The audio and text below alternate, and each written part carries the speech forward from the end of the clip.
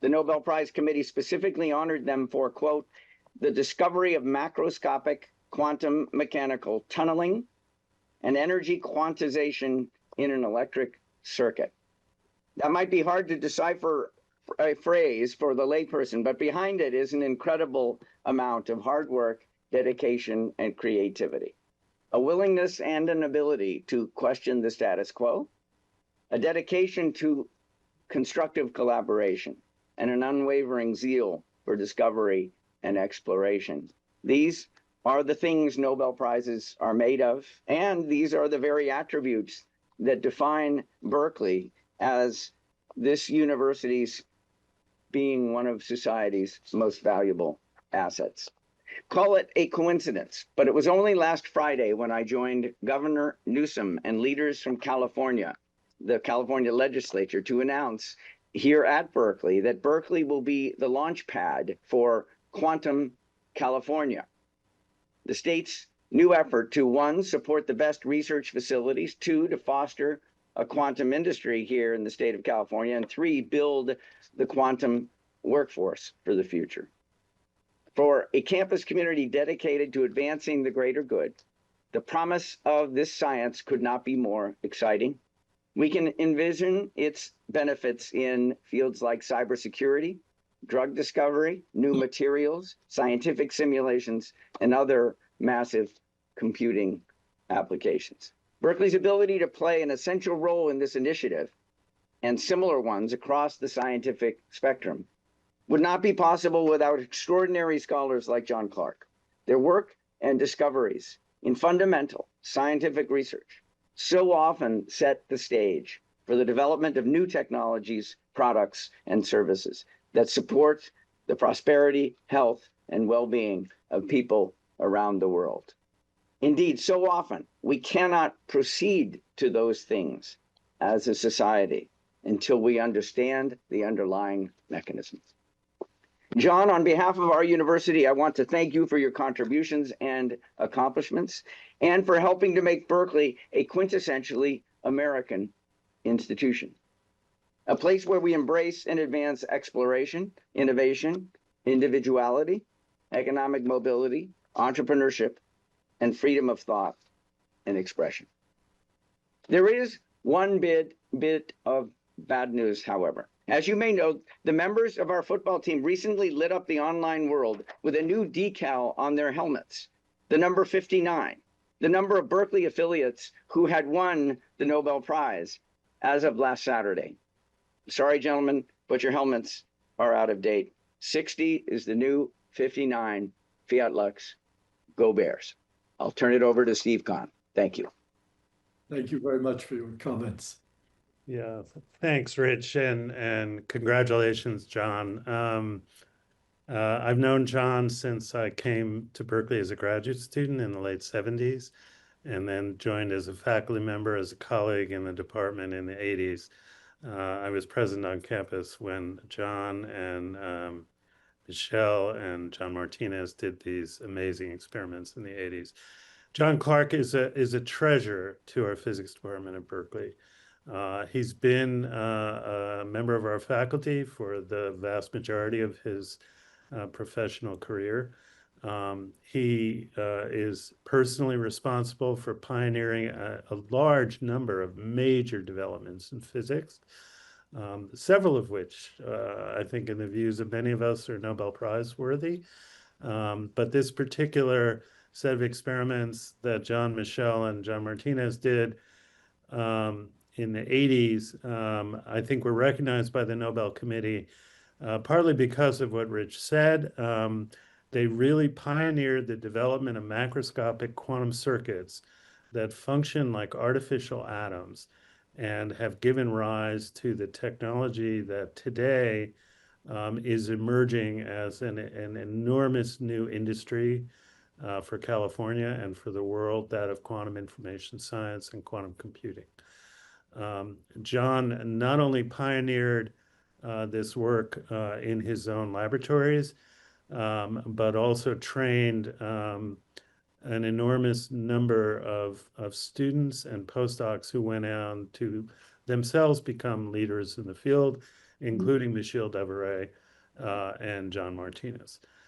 So this is what we're proud of at Berkeley. We have outstanding and amazing scientists. We train fantastic postdocs and graduate students. And as Rich said, we look to lead the world with big ideas that give rise to the advances of tomorrow. And I can't think of a better example than this particular Nobel Prize work that we're so proud to honor today. So with that, let me turn it over to John. First, Kara, I think Kara had something to say here before about questions. Yes, welcome to all the media who are on the call. I will be monitoring the Q&A portion. So basically, if you could please keep yourself muted, and if you have a question, please drop your name and affiliation in the chat along with your question, and I'll call you to come off mute and ask your question of our Nobelist. And like Bob said, I will be adding a link to our press release and our media folder in the chat periodically. So please let me know if you would like to see that again. So to get started, John, could you tell us a little bit about what your morning was like? How did you find out about the news, and how do you feel about it? Well, I received a phone call at 2:09 my morning.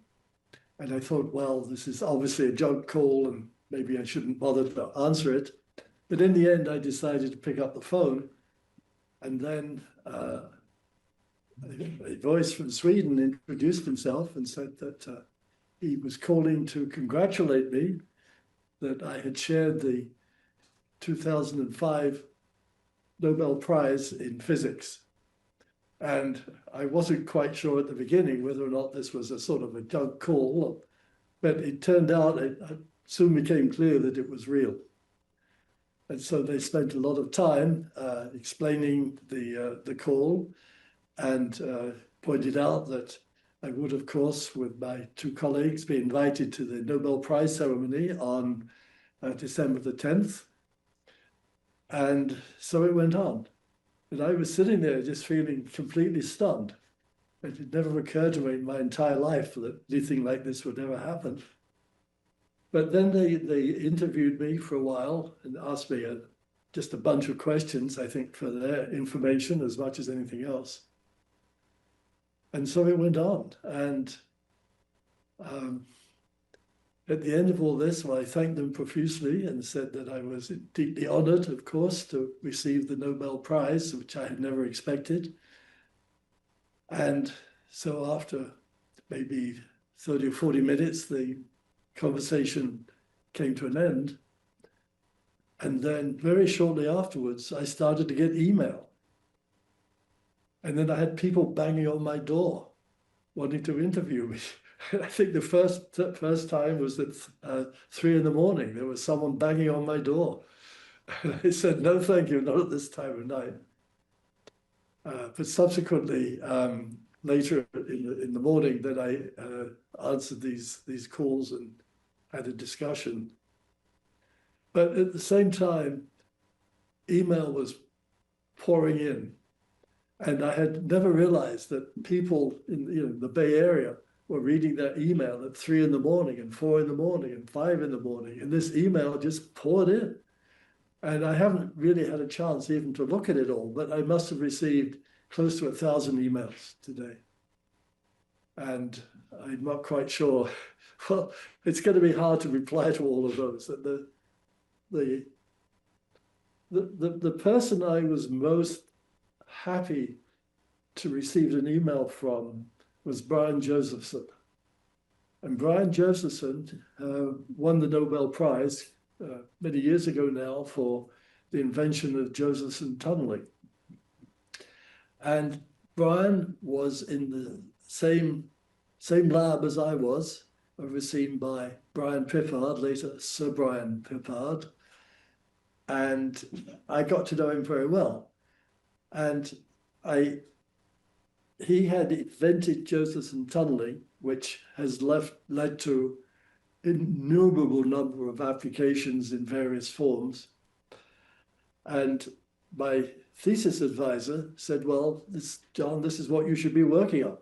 And the same thesis advisor, Brian Pippard, gave me that advice.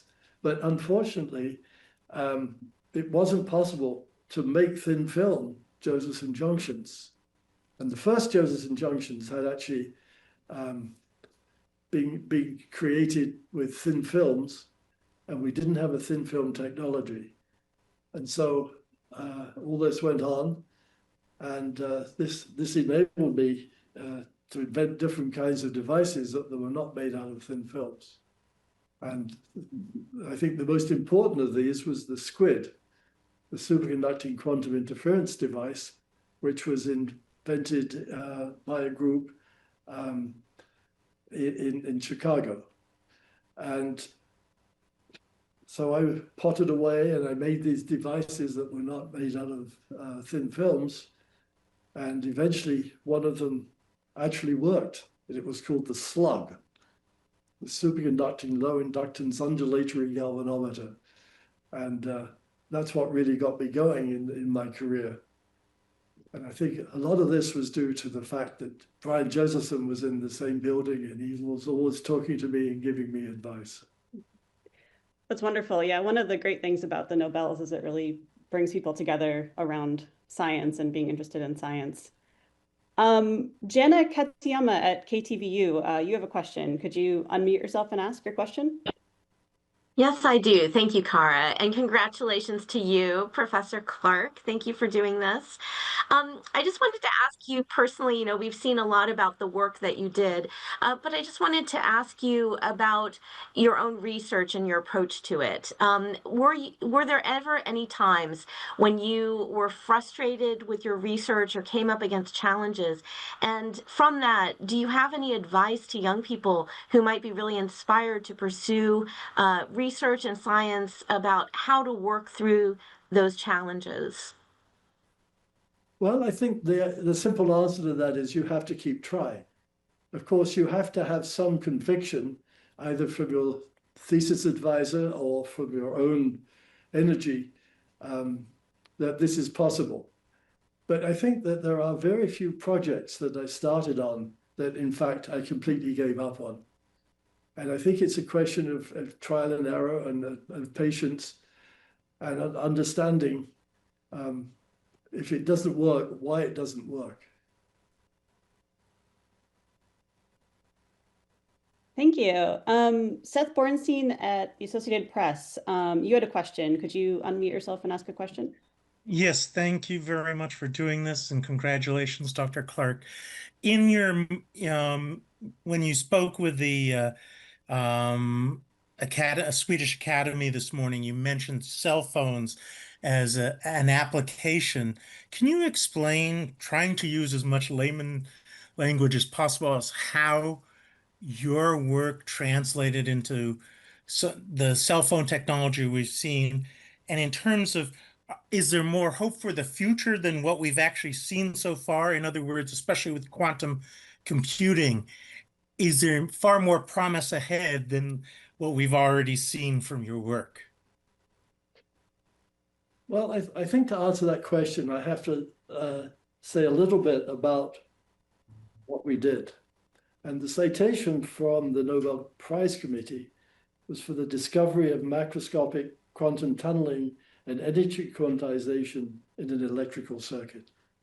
Now, that sounds like a very complicated sentence or statement, but one can break it down into pieces. And for example, when we talk about energy quantization, this is something that we all learn about in rather elementary physics. For example, the hydrogen atom. We learn about the structure of the hydrogen atom. And what we learn is that the electron in a hydrogen atom, or the electrons in bigger atoms, can have energy levels. But they're not just random energy levels. The energy levels are quantized so that they have very specific values. And for example, in rather elementary physics in university, we learned that how to calculate the quantization. So the idea of quantization is actually quite well known. Now, the other part of the citation talks about macroscopic quantum tunneling. And again, this is something that we all learn about. And for example, a good example of that is Josephson tunneling. Again, talking about my colleague in the Cambridge physics department. And the idea there is that a pair of electrons can tunnel through a barrier. And the probability of doing that is something that in principle is calculable. But all of these tunneling procedures are for single electrons or pairs of electrons. And what Michel Deveray and John Martinez and I figured out is that if you design the circuit properly, then you could actually have tunneling of very large objects.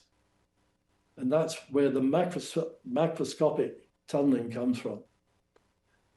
And that's the thing, combined with the energy quantization, that in the end won us the Nobel Prize, that we had understood that procedure and we had in particular understand how to calculate it.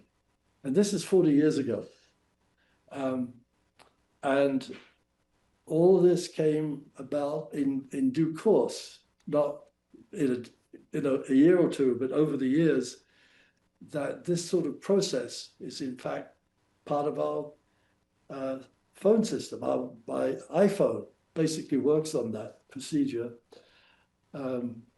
Also, there's an enormous effort now to generate various quantum devices that are leading to all kinds of very important informations, not the least of which is the quantum computer. And there's an enormous effort now to sort of develop all those procedures. Yeah, it's really exciting what these are leading to. I know that the experiments that led to this Nobel Prize were conducted at Berkeley. Could you talk a little bit about what role UC Berkeley played in the discovery? Well, first of all, it employed me. So that was the first requirement. It provided me with a lot of lab space. And so under typical circumstances for the first many years of my career, I had enough laboratory space to employ something like a 10 or even a dozen graduate students and postdocs. And so they provided the space for them. It turns out that in the first many years of my career, I actually got my research funding from the Lawrence Berkeley National Lab. And they, as the years went on, they provided larger and larger amounts of money that both supported my group, but also provided the research funding. And for example, as time went on, I started to need more and more expensive equipment of various types. For example, a dilution refrigerator, which is a rather expensive thing, but this enables one to cool down devices to tens of millikelvin under appropriate circumstances. And all this worked very well. And so all this was in the framework, not of the Lawrence Berkeley lab so much, but of the physics department on campus. And they provided the resources to do that. And of course, I was also teaching every semester, except when I was on sabbatical leave, I would teach a course. And so all this was in parallel to my research. And so it was quite a lot of work, but it was, to me, incredibly engaging. I enjoyed teaching, but I really did my best to look after my students and postdocs. And I had this sort of policy that I would try to talk to each of my students and postdocs every day. maybe only just to stop by the lab and say, how's it going? But I just wanted to make sure that people were sort of content with what they were doing. And sometimes the projects they were working on were also very demanding and very, very complicated. But I just wanted to make sure that they sort of were on top of things. That's great. Maggie Donaldson at the AFP, could you unmute yourself and ask your question? Hi there, and thanks so much. Congratulations. Most of the Nobel winners thus far this year have been based in the US, and that comes at a moment that there is a lot of concern and fear over like a loss of federal funding in the sciences, but throughout academia. And I wonder if you have any thoughts on that and the importance of federal funding to research such as your own. This is an immensely serious problem. And I certainly know personally people who've lost most of their funding. And this will cripple much of the United States science research unless they reverse this procedure. And for example, it's not just physics. For example, the NIH, National Institutes of Health, have taken enormous hits in their funding for reasons that are entirely beyond any understanding that any of us have. But this is going to cripple science, and it is going to be disastrous. And if this continues, assuming that the present administration finally comes to an end, it may take a decade to get back to where we were, say, half a year ago. I think it's a huge problem, which, as I said, is entirely beyond any understanding of anyone who's a scientist. Yeah, thank you. Katrina Miller at the New York Times, could you unmute yourself and ask your question? Hi there. Congratulations on your prize today. Sort of a follow-up question to that. What really strikes me about this discovery is that it is awarded for very fundamental work that has led to so many different everyday applications, but that were at the time, maybe those applications you and your team didn't foresee. And so I'm curious what your thoughts are on the importance of pursuing basic research questions like this, even if there is no clear, direct societal benefit. I think it's absolutely vital because so many crucial applications originate in the basic science, and understanding that. And another example to come back to is Josephson tunneling. I mean, when Josephson invented the Josephson effect, there were actually eminent theoretical scientists who said, this is all nonsense. There's no way that this is possible. And I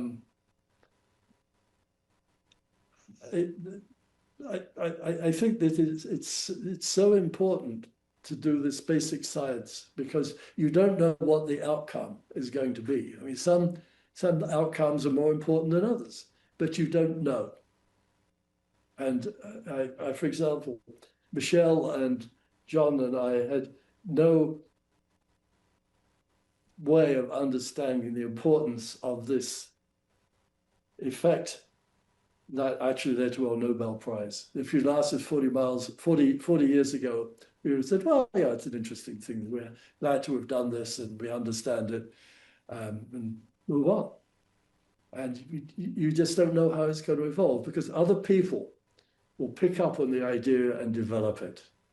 And I think it's very crucial to understand that the people who invent something, like Josephson tunneling, are not the people who actually use that effect to do something that is vitally important.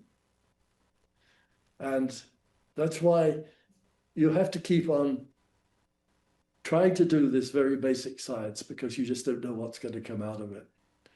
I mean, another example might be magnetic resonance imaging, just to go to an entirely different field.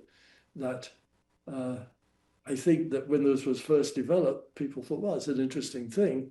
But ultimately, this is an incredibly important clinical tool that is used around the world. Yeah, thank you. Really important to highlight basic research. Kai Lee from KTSF, could you unmute yourself and ask your question? Hello, Professor Clarke. Congratulations. I have a question. Given the it's a bit noisy in my background. Given the transformative impact of your work on macroscopic quantum tunneling, what area of quantum technology or fundamental physics are you excited to explore next? You're asking why did we decided to do that? Yes, and what is the next step? Well, I think we've seen the next step, which has been going on for 40 years. I think that, I don't know, Michelle and John and I were sort of pottering around and thinking about, well, what should we do next? And we started to think about whether it was possible to make experiments that depended on just the tunneling of, say, a single particle or two particles of electrons. Is it something we could do to engage that in a way that would make it applicable to large-scale systems? And it was just something we talked about for a long time. I mean, we go out and have lunch and we would just say, well, you know, is this worth doing? If so, how would we do it? And do we know how to design the circuit? Which is not trivial, by the way. And this eventually led to this invention. First of all, we had to understand how it was going to work, and then we had to fabricate it. And I had a lot of quite sophisticated equipment in my lab, fortunately, because I had been well funded through the Lawrence Berkeley lab.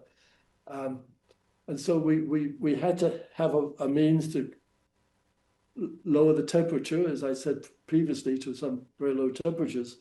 But we also had to have the means to develop these thin film circuits, which were not trivial. But we had enough experience from our previous research to know how to do that.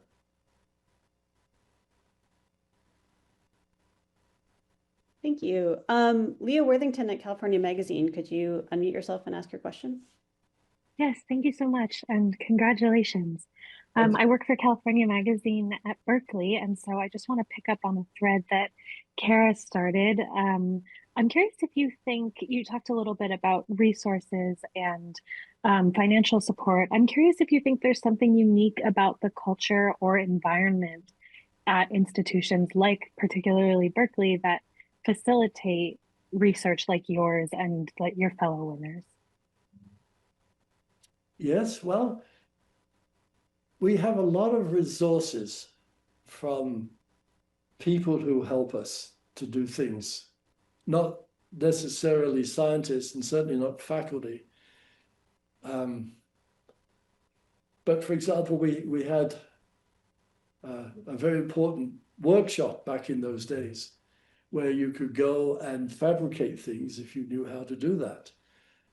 And in fact, just today, I was walking along one of the corridors to see some other people, and two of these gentlemen came by and congratulated me.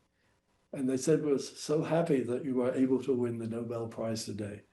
I was very touched that people who were not faculty members and not scientists, but nonetheless were very glad that I was able to win the Nobel Prize. And I didn't actually say it and they didn't say it, but this whole background of people who help you to do things really have an enormous impact on how things work out. And they taught me how certainly in my earlier days as a beginning professor, they taught me how to make things in the workshop. And I think that this culture of having not only just the scientists and the faculty working together, but you have this whole background of people. Also, I mean, just as another example that's absolutely crucial, there are people who have to take care of the funding. And they have to make sure that, you know, my funds don't run out before they're supposed to. And they have to help me submit proposals for the funding and so on. And I think that one of the things that has made Berkeley Physics Department such a great place to work is the fact that we have this enormous amount of support. And I think that that's absolutely crucial. I think without that level of support, none of us would be able to do what we do.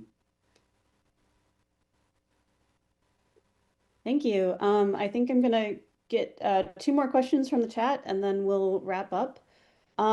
First, Katrina Miller, you had a follow-up. I did, thank you. I'm curious if you have been able to get in touch with your co-laureates and if what have you guys said, if so? So yes, because I think I said this, that they were not able to join the call. And I think it's because they were fast asleep at 2 o'clock in the morning.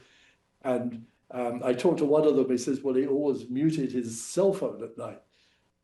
But that was Michel Devery. And so after I finished the call, I immediately emailed them and said that, you know, I have great news for you. And the 2 of you and I have shared the Nobel Prize in physics today. And so Michel got back to me. He called me, I think it was probably around 6 o'clock or so, and said, you know, he was thrilled out of his mind, of course, and he was sorry he was not able to join the call with the Swedish Academy. And subsequently, I received an email from John Martinez, who was already tied up, I think, with other responses to the announcement of this prize, and he said, let's talk again later this afternoon. And so I will certainly talk to John. And just to make a very important statement, this Nobel Prize would not possibly have happened without all the work and all the insights that Michel and John had. And I in principle was the leader of the group, but the fact is that their contributions were absolutely vital and important. And as they just said, we would never have got this prize if they hadn't done all their hard work. Thank you. All right, final question. Julia Sulek, San Jose Mercury News. Yes, hello, and congratulations. Would you mind giving one more go at explaining how your discovery ultimately led to the iPhone? Well, that's a complicated question.